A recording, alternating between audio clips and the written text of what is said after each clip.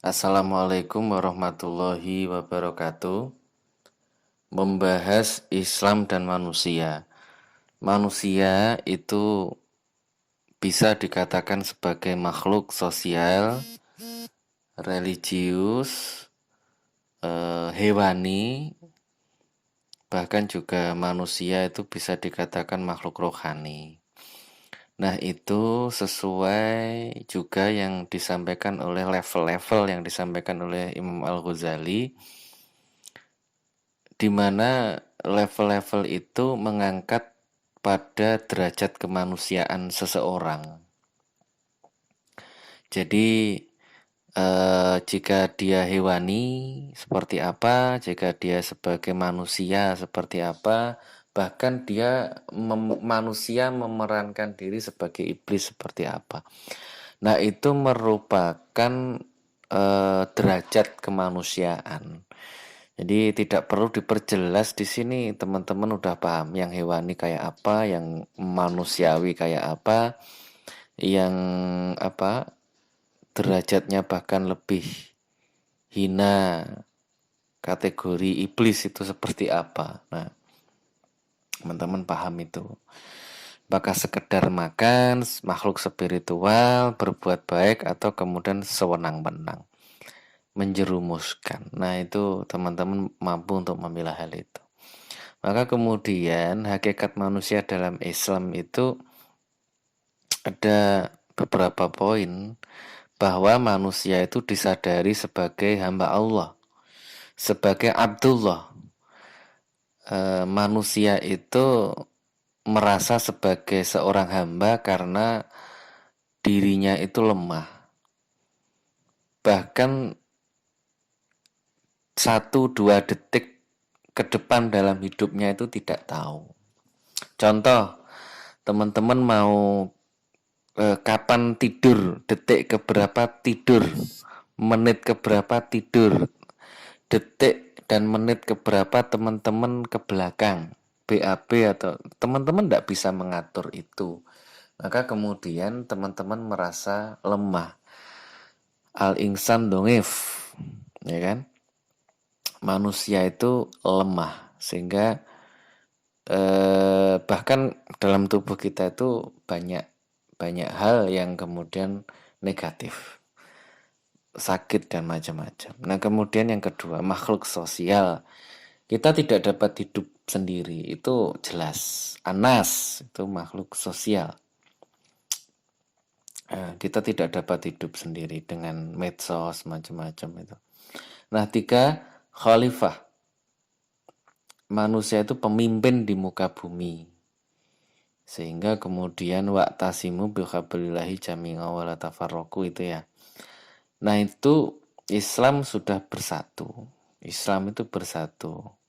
Kemudian membuat organisasi lagi ya pecah. Artinya gini, Islam yang ada itu menurut teman-teman yang seperti apa jika mencerminkan Abdullah dan Nas di poin 1 yang kedua. Pertanyaannya yang pertama adalah bagaimana cerminan wa'tasimu bihablillahi jami'ah. Bagaimana melihat bahwa kesatuan Islam itu seperti apa? Coba teman-teman bisa memperjelas hal itu pertanyaan yang pertama. Contoh nih, kalau saya sendiri nih, jawaban saya sendiri nih, nanti teman-teman boleh membuat jawaban yang lain. Bagi saya organisasi Islam di Indonesia dengan sejarah perjuangannya itu kalau ndak NU Muhammadiyah maka udah nggak ada. Bagi saya seperti itu. Ormas keagamaan. Kalau nggak ada NU, nggak ada NU Muhammadiyah ya sudah nggak ada. Kalau nggak ikut NU ya ikut Muhammadiyah. Karena itu bagian dari wa'tasimu bihablillah, bagian dari kesatuan Islam, menakar dari sejarah. Kalau kemudian kita bikin lagi dengan organisasi baru yang namanya ABCD, itu kan sudah menunjukkan perpecahan walaupun kemudian visinya menyatukan. Oh, saya mau bikin organisasi ini agar menyatukan umat Islam. Mau bikinnya itu saja sudah bikin pecah kan. Nah, itu tuh yang harus kemudian difahami. apa yang saya pikirkan, maka teman-teman boleh tuh ngambil perspektif lain dalam hal ini. Nah, kemudian yang keempat, yang pertanyaan kedua yaitu Bani Adam apa Bani Ibrahim? Bapak kita itu man abuka, itu Adam atau Ibrahim? Kenapa kok Ibrahim? Nah, itu. Dari beberapa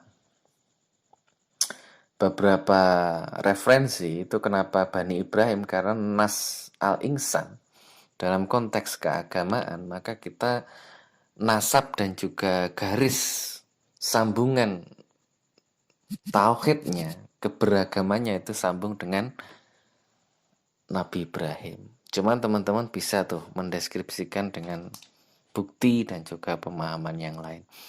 Yang kelima itu ingsan sebagai petunjuk. Yang keenam basyar, bahwa manusia itu ya makhluk biologis. Maka saya melihat bahwa basyar itu ya makhluk yang apa adanya, nas itu makhluk sosial, makhluk yang terus berproses, ingsan itu adalah makhluk yang punya tanggung jawab tidak hanya pada dirinya tetapi pada lingkungan. Saya ulangi, basyar adalah makhluk yang apa adanya, biologis, mencukupi kebutuhannya, kebutuhan hidupnya.